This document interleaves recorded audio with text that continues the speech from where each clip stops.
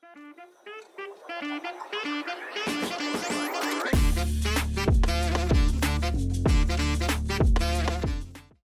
Participation ক্রুতে এবং film মেকারে আমরা কিভাবে আরও বাড়াইতে পারি? অবশ্যই এখনও আছে, বাট মোস্টলি কিন্তু এটাও একটা ক্লিশে ব্যাপার যে ফিমেল মানেই হয় কস্টিউম ডিপার্টমেন্টেই কাজ করে অথবা একটু কাস্টিংয়ে হয়তো হেল্প করে, অন্য ডিপার্টমেন্টগুলোতে ওইভাবে ওদের পার্টিসিপেশন নাই। একটা ব্যাংকে যে পরিমাণ আমরা মেয়েদেরকে কাজ করতে দেখি বা একটা কর্পোরেট অফিসে যেরকম কাজ করতে দেখি, সেটা আমরা ফিল্ম মেকিংয়ের মধ্যে দেখি না। নট যে আসলে ওদের ট্যালেন্ট নাই বা নাই, কিন্তু এখানে আসলে আমাদের মনে হয় যে আমাদেরকে একটু ইনস্টিটিউশনালাইজড হইতে হবে।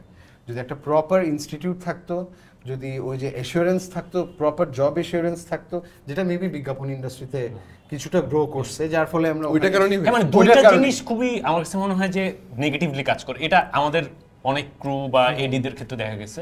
একটা হচ্ছে যে ইমপ্রেশন, যে ওই যে আনসার্টেনিটিটা থেকে যেটা আসে, আর একটা হচ্ছে যে ইনসিকিউরিটি।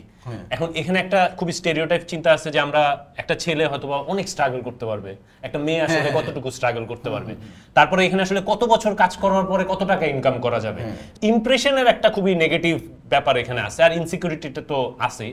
যেমন আমাদের ক্ষেত্রে এরকম হয়েছে যে ফিমেল কলিগরা কাজ করতেছে, ও 2-3 বছরে বেশ ভালো জায়গাতে গেছে, হয়তো বা এখনই ওর একটা রেইজ হইতো বা ও, এবং she herself also enjoying the job, কিন্তু ওর বাবা মার কাছে মনে হইতেছে যে এর চেয়ে একটা ব্যাংকে চাকরি করলে বেটার। আর ওই অ্যাওয়ারনেসটা যতদিন না পর্যন্ত আমরা অ্যাজ আ ইন্ডাস্ট্রি ক্রিয়েট করতে না পারতেছি বা ট্রান্সমিট করতে না পারতেছি towards the parents or other people যারা ইন্ডাস্ট্রির বাইরে, ততদিন পর্যন্ত এটার একটা লেবুর সুঘ্রাণ আরো বেশি, ত্বকের যত্ন আরো বেশি, চলে আরো বেশি। আপনার পকেটে কি বিদেশি না বাংলাদেশি?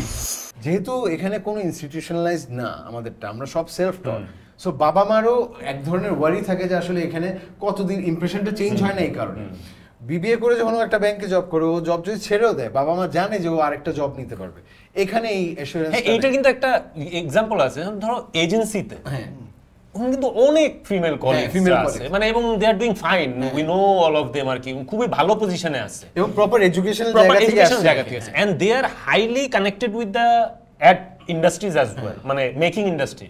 কিন্তু ওই অনুপাতে কিন্তু ফিল্ম মেকার নাই। আমার মনে হয় অন্য দেশের ইন্ডাস্ট্রিগুলোতে এটা ফলো হয় না। ওখানে একটা সিস্টেম আছে, প্রত্যেকের ইন্ডিভিজুয়াল জব থাকে, ওই জবটা সে করে। ডিরেক্টর ও একটা সার্টেন জব আছে, ওটা করতেছে। প্রোডাকশন সিস্টেম যেটা আর কি, স্টুডিও বেস সিস্টেম যেটা, তো ওইখানে যেটা হয়, ওখানে কিন্তু প্রচুর মেয়ে ডিরেক্টর কিন্তু আছে। আপনি যদি হলিউডে দেখেন বা ইন্ডিয়াতে প্রচুর মেয়ে ডিরেক্টর আসতেছে। আমাদের দেশে আমার কাছে মনে হয় এটা একটা কারণ। একটা মেয়ে যখন আসে, ও আইসা দেখে কি এই যে প্রেশার বা এই বার্ডেনটা নিতে হবে, এটার জন্য আসলে হয়তো সে ওই পরিমাণ তখন আর ইন্টারেস্টেড হয় না। হ্যাঁ, কারণ এটা একটা বড় কারণ, কিন্তু স্টিল আমরা ডিরেক্টর ডমিনেটেড ইন্ডাস্ট্রি আর কি। এটা অনেকখানি এই সমস্যাটা সোসাইটি থেকে শুরু হয়। কেন, মানে এটা কেন না, we know all the reasons, যে হচ্ছে এই পুরো ফিল্ম যারা আমরা কাজ করি, এই কাজটাকে আমাদের পাবলিক হচ্ছে লিখে সেন্টিমেন্টেড ডিফারেন্ট।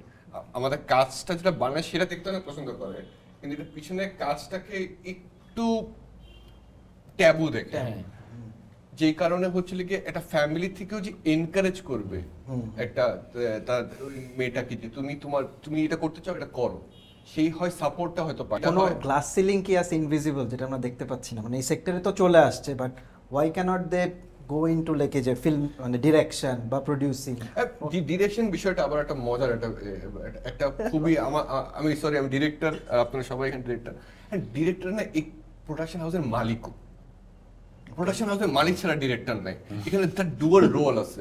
সো এখানে একটা ইনইকুয়ালিটি তৈরি হয়, not because of the directors chair, because of his dual role of being a production company মালিক। তার মানে ন্যাচারালি সে ডিরেকশন না দিলেও ওই অফিসে ওই ছেলে অথবা ওই মেয়ের বস, সো ওইখানে একটা পাওয়ার ইকুয়েশনের একটা ঝামেলা হয়ে যায়।